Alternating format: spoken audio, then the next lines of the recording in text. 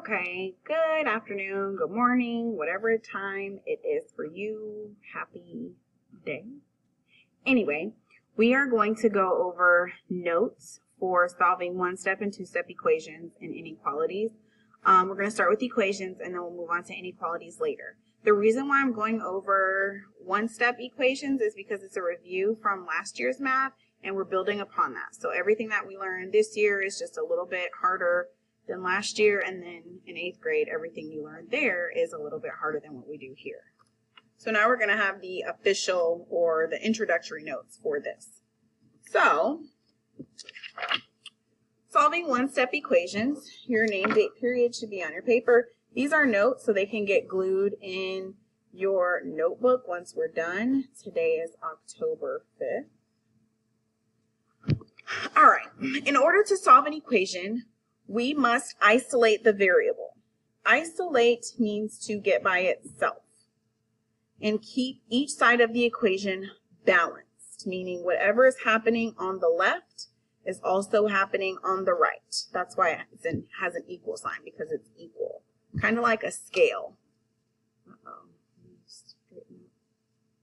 It's still kind of blurry. There we go, kind of. We can use inverse operations, these are opposite operations, to move terms from one side of the equation to the other. Inverse operations can be thought of as opposites or undoing. Hold on, I don't know what that word is. Let me check real quick. Okay, they can be thought of as opposites or undoing operations.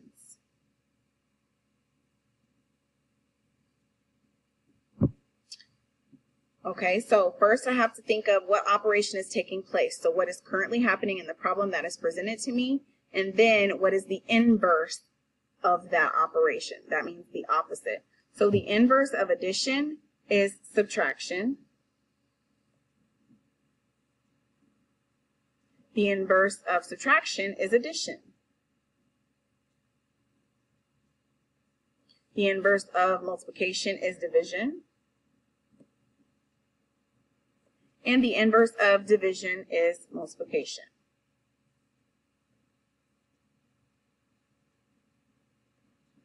So, using inverse operations to solve each one-step equation below. That means I'm doing one thing. So this says 4x equals 16.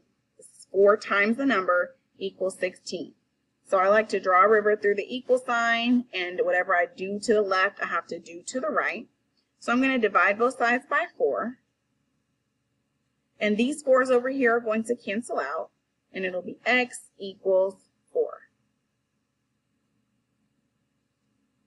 Okay, so x equals 4. That means 4 times 4 equals 16.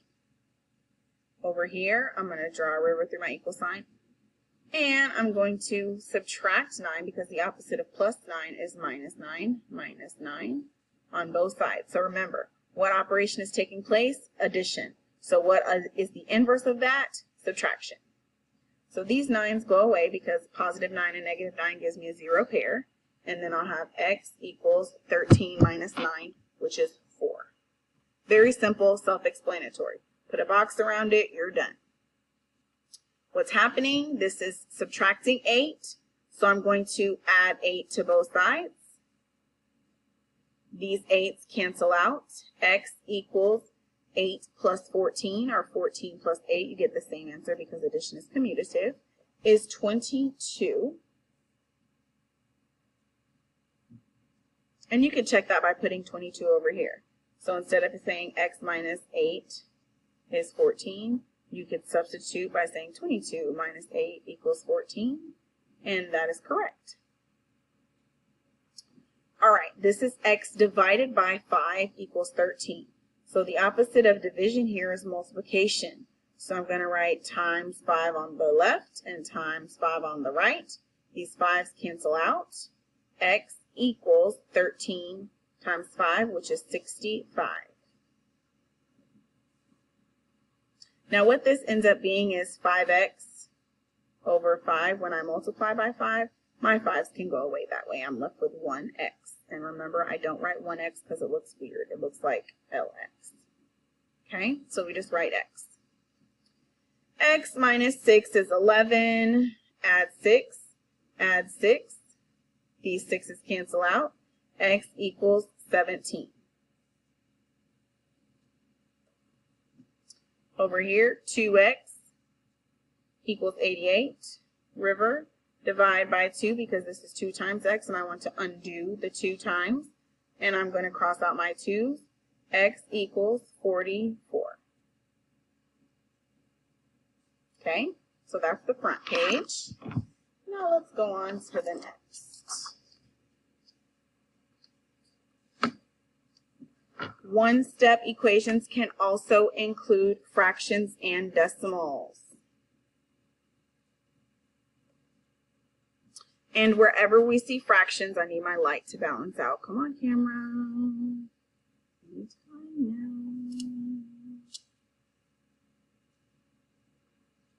There we go. Whenever I see a fraction, I am going to multiply by the reciprocal. This is very important. Multiply by reciprocal. And remember from our rational numbers unit, a reciprocal is just the flipped fraction. Okay, so I'm going to take 2/3 and I'm going to flip it and I'm going to multiply by 3/2 on both sides. So you'll see what happens when I get to that. So here, 6x equals 16. Draw a river. Divide by 6 on both sides. X equals 16 over 6. So I can simplify that first of all because 16 and 6 both have a factor of 2 in common. So it becomes 8/3. 8 over 3. And then this is a fraction. And in order to convert it to a decimal, I will T-bow, top in, bottom out. So 8 goes in, divided by 3. Decimal 0, 0. 3 into 8 is 2. 2 times 3 is 6.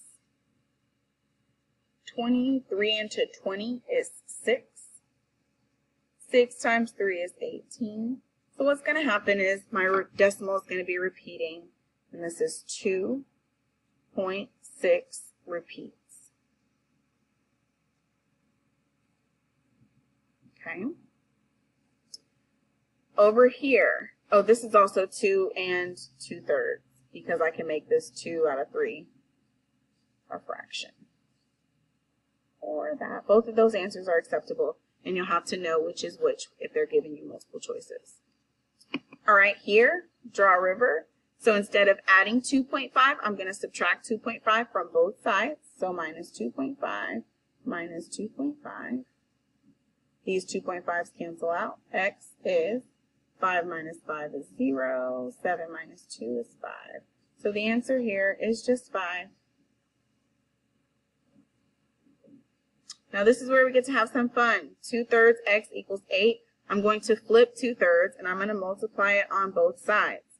So this is going to be times 3 halves. This is going to be times 3 halves. And this is just 8 over 1. The 2's here will cancel out. The 3's here will cancel out because one's on top of the other. And 2 times 3 is 6. And 3 times 2 is 6. So it'll be 6 over 6, which is just 1. 1x is 8 times 3, which is 24, over 2. Let me write that over here to the side. 24 over 2. And then half of 24 is 12.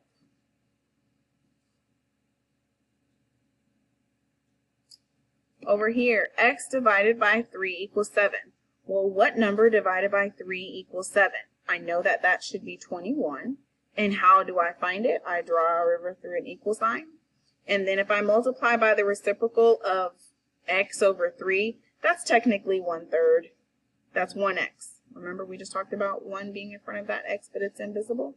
So I'm going to multiply by 3 over 1 on the left and 3 over 1 on the right. Those 3's will cancel out. The 1's will cancel out. X equals 7 times 3, which is 21. That's what I predicted, and I was correct. Okay. Now I have x plus 1.6 is equal to 8.2. I'm going to subtract 1.6 from both sides. These positive and negative 1.6s will cancel out. I'll be left with x on the left. And then 8.2 minus 1.6, I'll need to borrow. So this is 12 minus 6, which is 6. And this becomes 7 minus 1, which is 6 as well. This answer is 6.6, or 6 6/10. And then the last one, 4x equals 2.8. Draw a river. Divide by 4 on both sides because this is 4 times x and I want the inverse or the opposite. I want to undo it. These 4's cancel out. X equals 2.8 divided by 4. Come to the side. I believe that it should be 0.7. 4 goes into 28 7 times. 28 and no remainder. 7/10 is my answer here. Okay. Now they give us some word problems to go over. If a chocolate cake is divided into 6 equal slices and each slice has 280 calories, how many calories are in the whole cake? So this is some important information. 6 equal slices is divided. Each slice has 280 calories. How many calories are in the whole cake? So what I know is that there's 6 slices.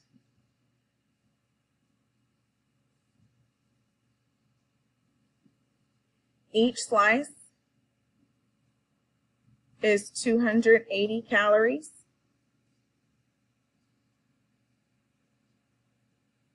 I need to know calories in the whole cake.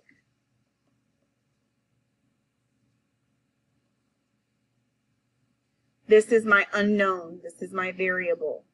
The unknown is your variable. And we'll also talk about vocabulary.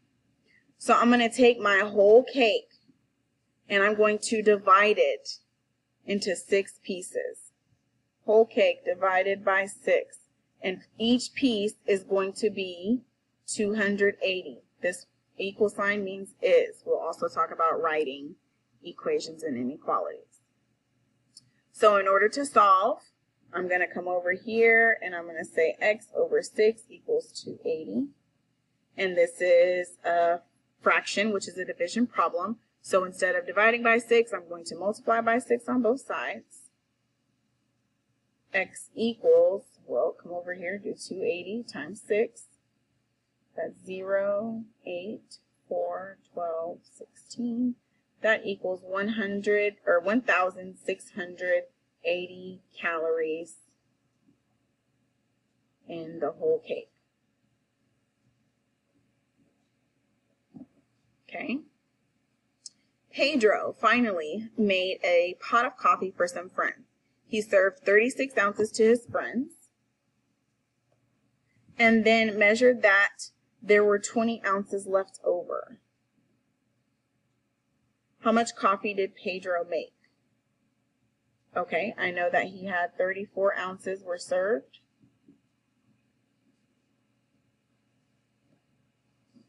And 20 left over. I need to know his original amount. How much did he make?